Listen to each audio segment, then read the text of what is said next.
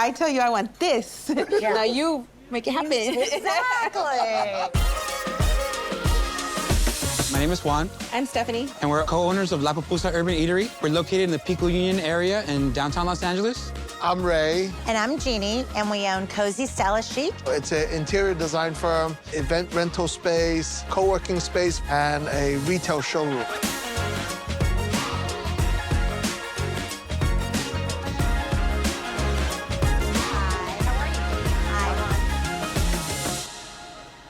So how you guys doing? We good. Pretty good. How did you guys get started, like, deciding to open a restaurant and all of that?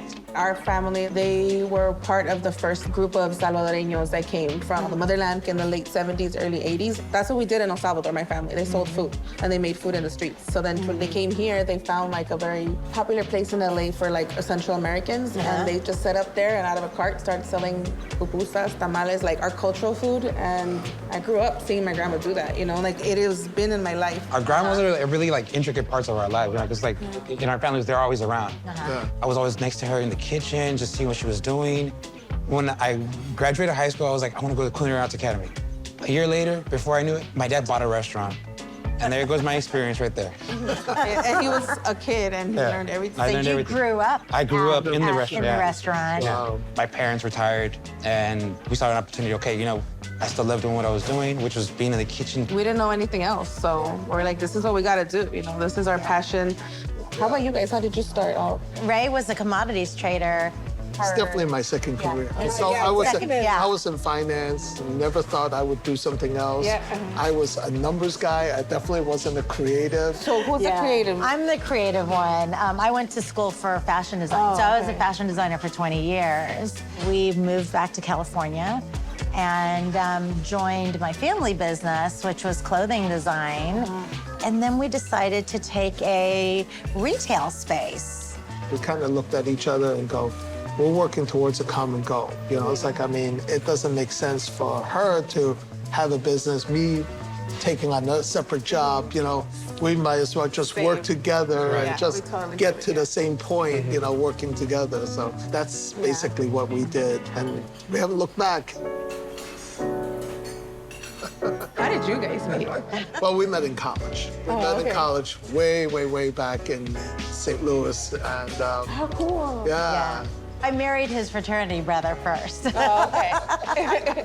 And that didn't work out. So, I would always complain to him about, so he knew your bestie. exactly, like, hey, I know how to be the perfect husband now. Yeah. We've been best friends since we were like kids, so like, we didn't grow up together and like date each other. We had our friends, we dated other people. It was after college, after we lived like our lives, like it was like our first life. We say we re-met again or whatever, and then that's when it started, You think you were 9, I was 12?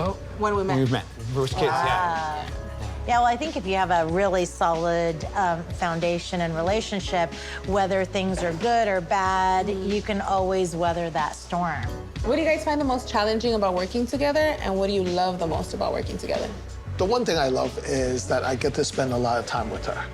That part is really good because, she is my soulmate and, very corny, but it is true. The challenging part for me is talking finances with her. Oh, God. It's always talking finances with her. She has a lot of bright ideas, great ideas, but she wants it implemented yesterday. And it cannot happen yesterday. Build it steadily, have a good foundation, build a business, and then we can start implementing, like one thing at a time, not 5 things at the same time. Yeah. Same for us. I'm the creative one. I feel like we're both creative, but okay. I think. Well, no, I'm creative in the restaurant. She's creative with the social media. And yes, I'm the numbers guy. And when we started having conversations about this, she's like, well, you can talk about that later. We'll do Like, this or later. that's your fault. Yeah, You that's figure it. that out. Yeah. You figure that out. Yeah. I tell you I want this. Now you make it happen. Exactly. Are you guys always together? Like work literally together? Oh, yeah. Oh, yeah. Wow. See, Yes. we don't work side by side. Really? Like, Oh, yeah. work together. We do everything together, and we run everything by each other. Yeah. But I'm not in the kitchen with him. Like that's not happening. Like, I'm not like next to her watching her post on that. yeah, Really? like he has no idea what social media is. He's like, Yeah. how did we get to that many followers? Same. Don't worry about it. Don't worry, we're here. We are here. Well, I mean, Yeah. for the two of us, we're in the same office, go to work together. We literally spend 24/7 together, the professional and the personal just blends in. It Because like in the blends middle in, of the day, like I'll say, oh, what do you want to have for dinner? It's like, we'll have that conversation, because, we have to figure it out. We still have to feed the kids. Yeah, I know. Yeah. He has really helped growing the business. We wouldn't be where we are without him.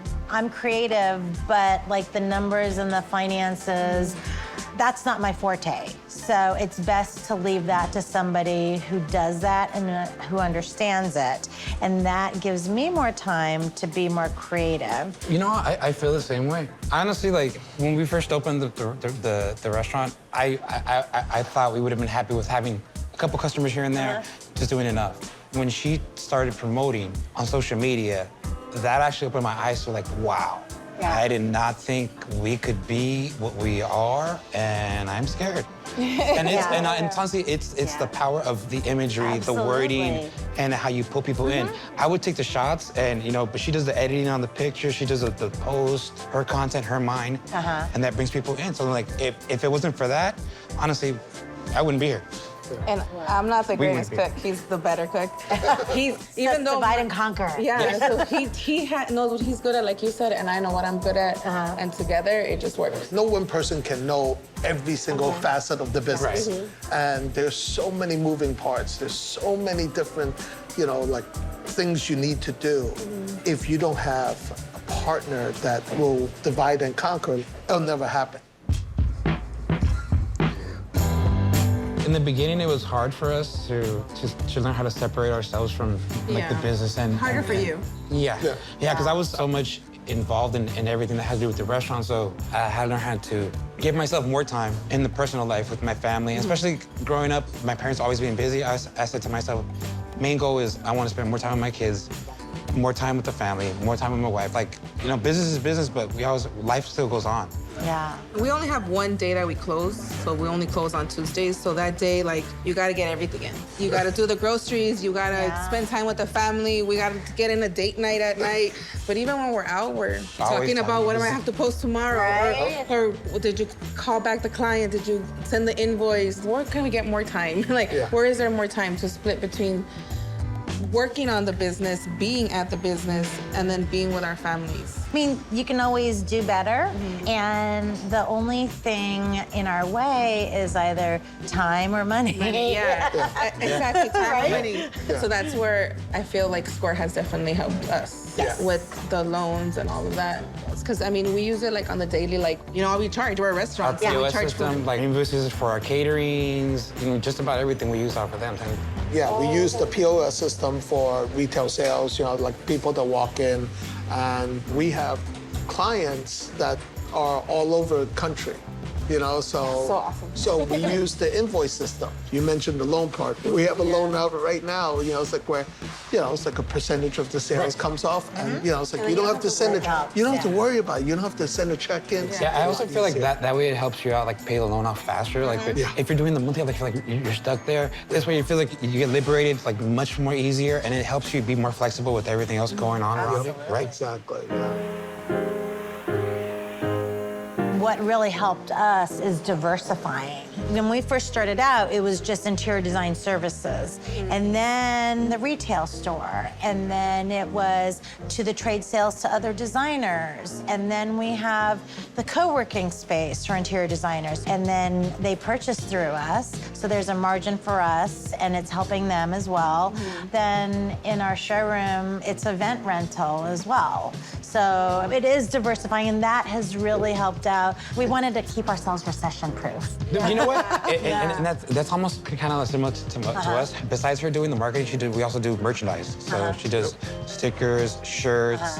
Again, in our culture, we didn't have any representation. Yeah. So it helped us like stand out. Yeah. You know, there was now there's a lot of people that do stickers and shirts, but when we started, there was nobody. Also, like our caterings, that helped us out a lot. That's like another revenue stream that we built in that. Yeah. So it's not just the restaurant, it's caterings, it's apparel, you know, us too. We had to find other ways to make sure that we were okay. Yeah. As you said, yeah. I think for us, it's, you know, like we lived through 2008, and when the recession hit, all my eggs were in one basket. And then, you know, we learned, and we're like, we learned from that, and we're like, never want to be in that situation ever again. I was very impressed at how knowledgeable Stephanie is about social media and how she's using it. It's something that I might take a stab at. What really inspired me is seeing how passionate they are about their heritage. But what's most inspiring to me is how they're able to still have time for each other and that they love being with each other. And sometimes you feel like when you're doing this by yourself, you're the only one that's experiencing it. But at least this way, we know we're not alone.